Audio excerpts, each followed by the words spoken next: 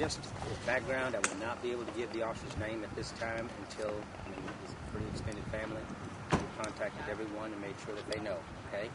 The one question that you asked me was how did we track the vehicle to the location where it was found? How did the county get to that location?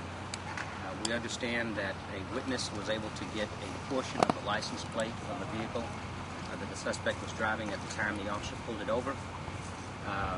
The officer had also had the opportunity to put the license plate into his mobile digital computer in his car.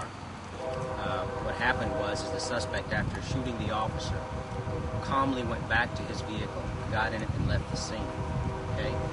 Then the second arriving officers, HPD officers, were able to look inside of the officer's patrol car, see what license plate he had recently run, put that information out, which the county picked up on, and they were able to go to the location and register that vehicle, and that's how they located the suspect.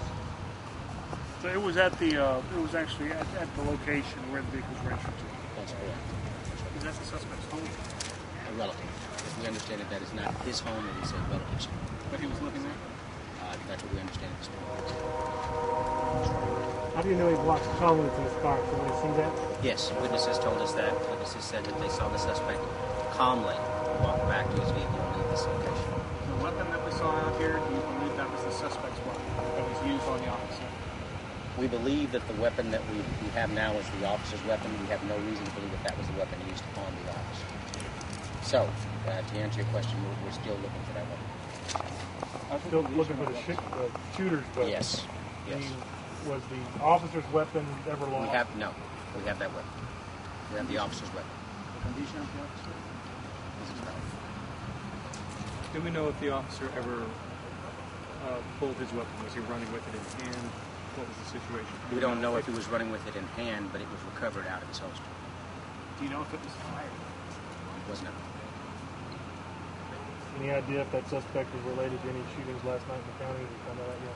We don't have a nexus of any kind of shooting. I was telling the other gentleman, no, we don't have any information of that. We do believe that the suspect may have been wanted for other crimes. What types of crimes?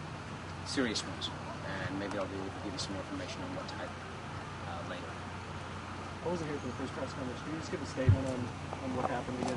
Yes, about 8:30 this morning, an officer was conducting a routine traffic stop for a traffic violation. Apparently the suspect pulled into this apartment complex at 5801. Give you the exact address, we probably have it already. Anyway, at 5801 West Sun Forest, and the suspect bailed out of his vehicle and ran from the officer on foot. The officer gave chase. Witnesses through the complex. Witnesses then state they heard several gunshots, and one witness actually came and saw the officer on the ground and went back to call us for assistance in the ambulance. Do you have the name of the suspect? I do, but I don't want to release that at this time, just like we don't want to release the officer's name yet. We have more information. Talk to the chief and commander staff. What are they doing?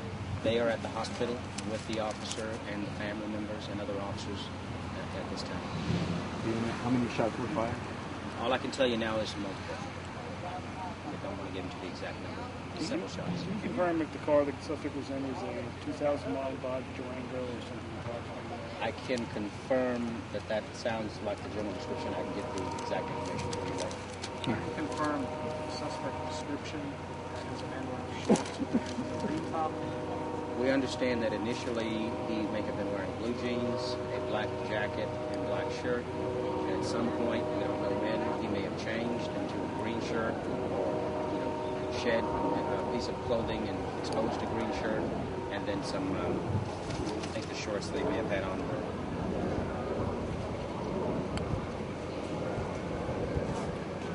black. Could you sort of hazard what one of the things that was like this way to avoid, likely to avoid detection by changing his clothes? That was it sort of the best guess?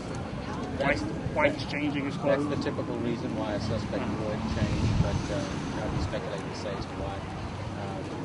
We do know that he was a serious actor in some other cases. So. Have the witnesses seen him face to face yet, and they've been able to confirm that you have the right guy? We have been able to get witness identification. Yes. More than one? Or let's say at least one. At least one? Yeah. What about on the original, on the scene where they took the suspect in custody out there? Did they think there's possibly a second suspect, or what? They held out on the house for quite a while before they made entry on it. Well, more than likely for safety's sake. I don't know that they may have believed there was a second suspect, but we had a suspect that had just gravely shot a Houston police officer, so certainly they were being careful. What was the time frame on this? When did the shooting happen? When was it reported?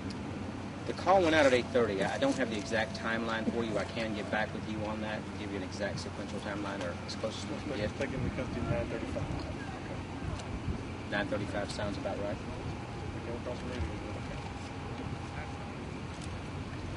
The suspect, big guy, little guy. I mean, because I understand there's video of him somewhere.